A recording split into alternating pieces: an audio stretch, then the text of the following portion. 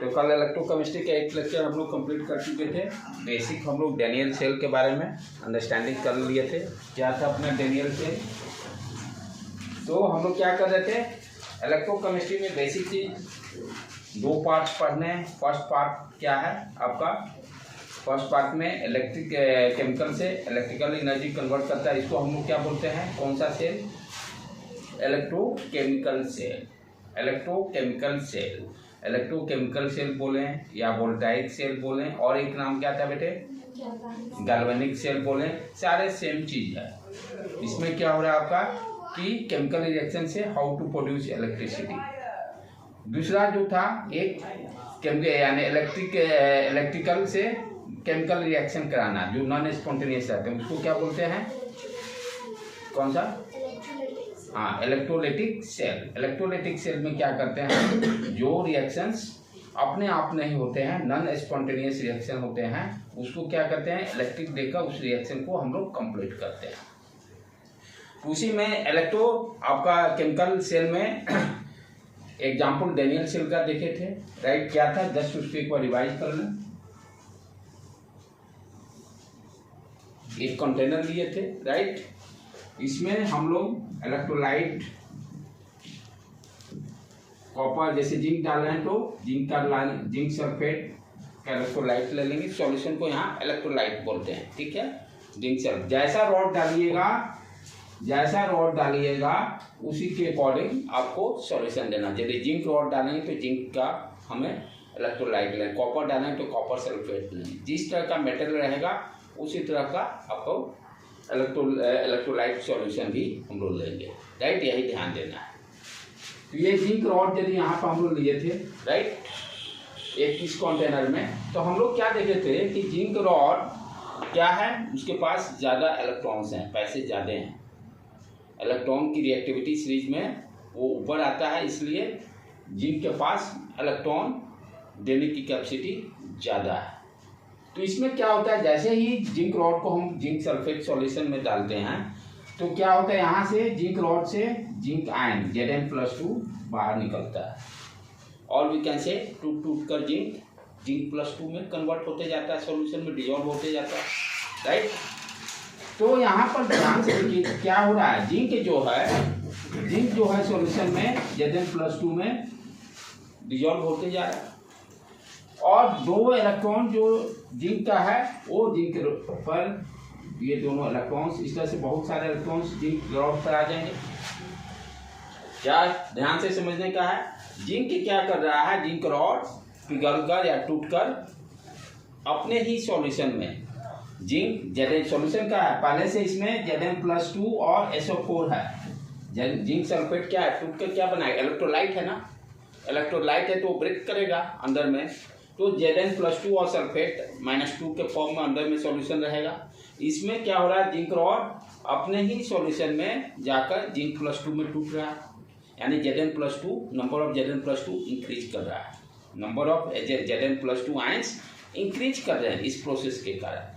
और दूसरा फायदा क्या है कि जिंक रॉड पर इलेक्ट्रॉन जो ये छोड़ रहा है वो इलेक्ट्रॉन जिंक रॉड पे ही रह जा रहा है, राइट। अब क्या कर रहे हैं, नेक्स्ट हमें क्या करना है, केमिकल रिएक्शन कराकर इलेक्ट्रिसिटी प्रोड्यूस करना है। तो जो जिंक रॉड पे इलेक्ट्रॉन आया उसको पाथ डायरेक्शन देना पड़ेगा, क्योंकि करंट हम लोग क्या जानते हैं, फ्लो ऑफ इलेक्ट्रॉन। तो ये जो इलेक्ट्रॉन्स रॉड पे आया है उसको एक रास्ता देना पड़ेगा थ्रू वायर, ठीक है। तो यहाँ पर हम वायर से कनेक्शन कर दिए, और एक दूसरा कंटेनर लिए जो कि इलेक्ट्रॉन एक्सेप्ट करने वाला, ये इलेक्ट्रॉन देने वाला रॉड हो गया जिंक। तो दूसरा जो सेलेक्ट करेंगे आपको इलेक्ट्रोलाइट, वो किस तरह का होना चाहिए, इलेक्ट्रॉन एक्सेप्ट करने वाला।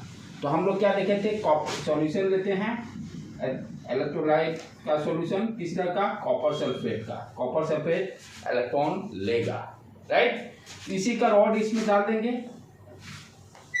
रॉड डाल दिए, ये किसका रॉड है, कॉपर रॉड, और इस वायर से इस टर्मिनल को जोड़ दिए। अब क्या है, जो इलेक्ट्रॉन जिंक से निकला वो थ्रू वायर यहाँ पर एक आपका मीटर डाल दिए जो करंट को मेजर करेगा। ये इलेक्ट्रॉन इस वायर के थ्रू गया, जाते जाते यहाँ भी इलेक्ट्रॉन का फ्लो हो रहा है और कॉपर रॉड पे चला जाएगा, ठीक है। सॉल्यूशन में क्या है पहले से, कॉपर +2 और सल्फेट आयन, कॉपर +2 और सल्फेट आयन। इनिशियली दोनों सॉल्यूशन क्या थे, न्यूट्रल हैं, इनिशियली दोनों सॉल्यूशन न्यूट्रल हैं, राइट। जब यहाँ जिंक बढ़ने लगा तो सॉल्यूशन का चार्ज कैसा हो गया, पॉजिटिव चार्ज, ठीक है। यहाँ पे उसी तरह से सॉल्यूशन इनिशियली न्यूट्रल है, copper sulphate, number of copper sulphate ion और sorry number of copper ion और नंबर ऑफ सल्फेट आयन दोनों बराबर हैं, तब सॉल्यूशन न्यूट्रल है। अब क्या हो रहा है, यहाँ पे तो इलेक्ट्रॉन आ गया जिंक से, और कॉपर +2 जो है उसको इलेक्ट्रॉन चाहिए। ये सब आयन्स कॉपर +2 क्या होंगे, यहाँ पर जाएंगे, सारे चिपकेंगे, सारे चिपकेंगे, चिपक के क्या होगा, ये इलेक्ट्रॉन लेकर यहाँ पर कॉपर डिपोजिट होते जाएगा, कॉपर डिपोजिट होते जाएगा। तो इससे क्या हो गया, सल्फेट आयन इंक्रीज कर गया, पॉजिटिव कैटायन कम हो गया, सल्फेट आयन इंक्रीज, सॉल्यूशन किस तरह का चार्ज दे देगा, नेगेटिव। अब यहाँ पर क्या हो रहा है कि जैसे ही कॉपर +2 इलेक्ट्रॉन को ले लेगा तो कॉपर पर किस तरह का चार्ज आ जाएगा, पॉजिटिव चार्ज, कॉपर पर पॉजिटिव चार्ज, सारा इलेक्ट्रॉन एब्जॉर्ब हो गया, सारा इलेक्ट्रॉन एब्जॉर्ब हो गया, तो कॉपर पर चार्ज किस तरह का आ गया, पॉजिटिव चार्ज। तो इस पर पॉजिटिव चार्ज आ गया कॉपर रॉड पे, और यहाँ पर इलेक्ट्रॉन है तो इस पर नेगेटिव चार्ज। दोनों का अलग अलग अंडरस्टैंडिंग करना है, ध्यान से देखो, दो चीजें यहाँ पर है, एक कॉपर जिंक रॉड का चार्ज और सॉल्यूशन का चार्ज, दोनों अलग अलग है। सॉल्यूशन में क्या हो रहा है, प्लस चार्ज इंक्रीज कर रहे हैं, सॉल्यूशन किस तरह का हो जा रहा है, पॉजिटिव चार्ज, और रॉड नेगेटिव। सिमिलरली यहाँ कॉपर रॉड पॉजिटिव और सॉल्यूशन में क्या है, नंबर ऑफ सल्फेट आयन ज़्यादा हो रहे हैं, तो सॉल्यूशन किस तरह का रहेगा, नेगेटिव चार्ज, ठीक है। इसकी आगे जरूरत पड़ेगी आज जब हम लोग पढ़ेंगे तो। नेक्स्ट उसके बाद हम लोग क्या देखें, तो भाई करंट तो फ्लो स्टार्ट हो गया, करंट फ्लो स्टार्ट हो गया, करंट का डायरेक्शन क्या हुआ, इसके अपोजिट हो गया, करंट का डायरेक्शन इसके अपोजिट डायरेक्शन में हो गया, ठीक है। आप कहोगे सर ये क्या हो रहा है, केमिकल रिएक्शन के कारण ही इलेक्ट्रॉन निकल रहा है, यहाँ से जिंक +2 छोड़ रहा है रॉड से, और इस पर इलेक्ट्रॉन आ रहे हैं ड्यू टू केमिकल रिएक्शन, जो हम लोग पढ़ रहे हैं ना भाई, इलेक्ट्रोकेमिकल से, केमिकल रिएक्शन से कैसे इलेक्ट्रिसिटी प्रोड्यूस हो जाती है। यहाँ ये जो फिनोमेना हुआ जिंक से जिंक +2 क्या, केमिकल रिएक्शन प्रोसेस, और यहाँ पर क्या हो गया, कॉपर +2 इलेक्ट्रॉन लेकर कॉपर डिपोजिट करते गया, केमिकल रिएक्शन, ठीक। अब आगे इसके बाद हम लोग इसमें क्या क्या, इसको क्या बोलते हैं, लेफ्ट साइड है तो लेफ्ट हाफ सेल, और इसको राइट हाफ सेल। उसी तरह से ये नेगेटिव चार्ज है, नेगेटिव चार्ज तो negative half cell, positive half cell. अच्छा, दूसरा चीज ध्यान देने की बात है, यहाँ पर लेफ्ट हाफ सेल में क्या हो रहा है, ऑक्सीडेशन हो रहा है, +2 से इलेक्ट्रॉन दे रहा है ना, इलेक्ट्रॉन देने का मतलब ऑक्सीडेशन, और कैसे पहुंचाते हैं, ऑक्सीडेशन नंबर से, जिंक का ऑक्सीडेशन नंबर 0, और यहाँ पर आयन का +2, ऑक्सीडेशन इंक्रीज करने का मतलब, ऑक्सीडेशन नंबर इंक्रीज करने का मतलब ऑक्सीडेशन होगा। और दूसरे तरीके से समझ सकते हैं, इलेक्ट्रॉन जो देगा एलिमेंट ऑक्सीडेशन होगा। तो यहाँ पर लेफ्ट हाफ सेल में क्या हो रहा है, ऑक्सीडेशन, राइट हाफ सेल में क्या हो रहा है, कॉपर +2 इलेक्ट्रॉन ले रहा है, इलेक्ट्रॉन लेगा तो रिडक्शन, यहाँ देखें, यहाँ 0 हो गया ऑक्सीडेशन नंबर, यहाँ पर +2 है, रिड्यूस किया, +2 से 0 गया, रिडक्शन होगा। तो राइट हाफ सेल में रिडक्शन हो रहा है और लेफ्ट हाफ सेल में ऑक्सीडेशन हो रहा है, ठीक है।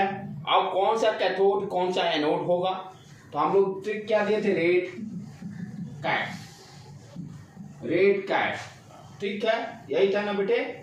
तो रेड मीन्स रिडक्शन और कैट मीन्स कैथोड, तो यानी जिधर रिडक्शन होगा उसको कैथोड बोलेंगे, ये टर्मिनल मेरा हो गया cathode.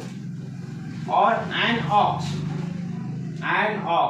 Means anode, ox means oxidation, oxidation इधर हो रहा है तो इसको एनोड बोलेंगे। तो इसको एनोड हाफ सेल भी बोल सकते हैं, कैथोड हाफ सेल भी बोल सकते हैं। अब समस्या क्या इसमें आ गई थी, उस फॉल्ट को भी अंडरस्टैंड करें। करंट का तो फ्लो स्टार्ट हो गया, लेकिन आपका समटाइम्स क्या हो रहा है, यहाँ पे क्या हो रहा है, Zn +2 बढ़ते जा रहा है इस सॉल्यूशन में, Zn+2 जैसे जैसे टाइम बीतते जाएगा नंबर ऑफ Zn+2 इंक्रीज करते जाएंगे, यानी सॉल्यूशन में Zn ये पॉजिटिव चार्ज इंक्रीज कर रहा है। ये जो इलेक्ट्रॉन यहाँ निकला है उसको क्या करेगा, अपने साइड अट्रैक्ट करेगा, तो यहाँ से क्या होगा, इलेक्ट्रॉन जाना बंद हो जाएगा। यहाँ पर अब क्या हो रहा है, ध्यान से देखो, यहाँ पर आपका क्या हो रहा है कि जो इलेक्ट्रॉन पहुंचा है और सॉल्यूशन में क्या हो रहा है, सल्फेट टाइम इंक्रीज कर रहा है, यानी निगेटिव चार्ज बढ़ रहा है। निगेटिव चार्ज बढ़ रहा है तो इट मीन्स जो इलेक्ट्रॉन आ रहा था कॉपर रॉड पे उसको रिपेल करेगा, लेकिन सेम चार्ज होगा, रिपेल करके इसको वापस करेगा। तो आफ्टर सम टाइम्स के बाद क्या होता है, करंट का फ्लो रुक जाता है। तो उसके बाद हम लोग क्या करते हैं, इसका सॉल्यूशन भाई इसको न्यूट्रलाइज करें, जो पॉजिटिव चार्ज बढ़ रहा है या यहाँ निगेटिव चार्ज जो बढ़ रहा है उसको न्यूट्रलाइज करें। तो निगेटिव चार्ज बढ़ने यानी कोई पॉजिटिव आयंस यहाँ भेज दें, या यहाँ पर पॉजिटिव चार्ज बढ़ने का मतलब कोई निगेटिव आयंस को भेज दें, काम हो जाएगा, राइट बेटे। तो इसके लिए हम लोग क्या देखे थे, सॉल्ट ब्रिज यूज किए थे। यहाँ डाल देंगे सॉल्ट ब्रिज,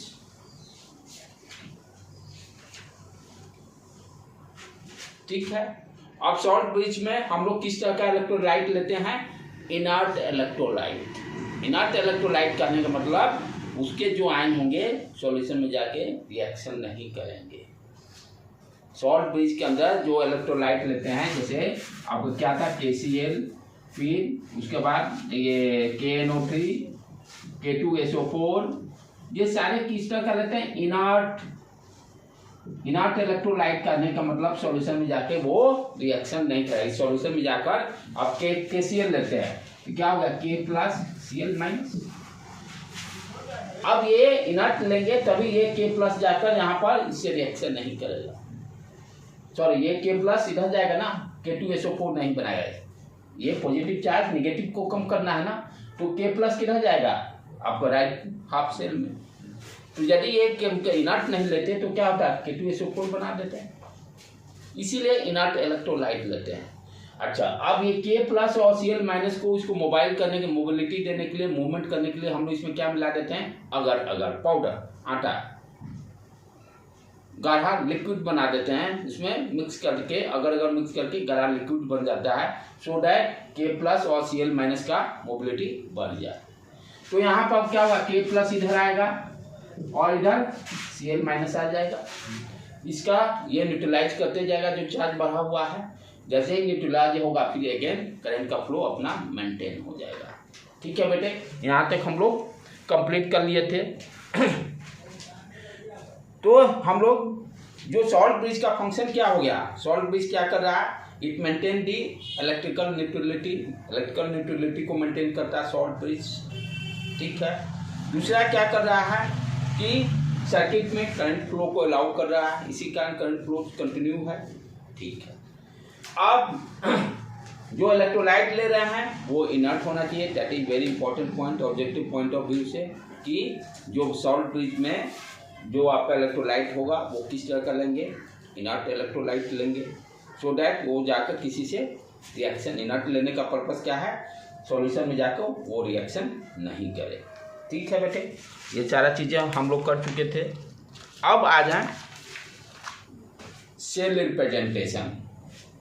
अब ये जो सेल बना है, इधर जिंक रॉड और इधर कॉपर रॉड, इसको सिंबल के फॉर्म, अब जो डायग्राम भी जो इतना बड़े जो डायग्राम बना रहे हैं, तो हर बार तो डायग्राम बनाएंगे नहीं, हम क्या करेंगे, इसको कैसे अपना रिप्रेजेंटेशन देंगे कि एनीवन कैन अंडरस्टैंड कि लेफ्ट हाफ सेल में क्या है और राइट हाफ सेल में कौन कौन इलेक्ट्रोलाइट है।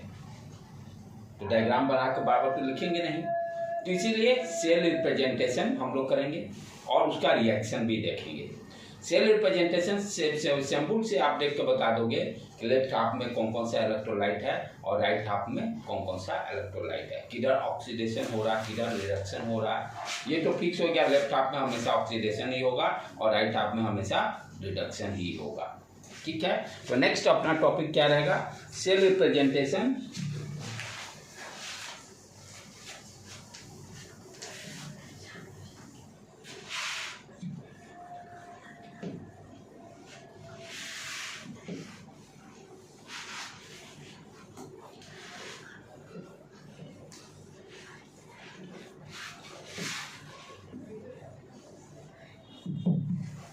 तो नेक्स्ट अपना हेडिंग सेल रिप्रेजेंटेशन।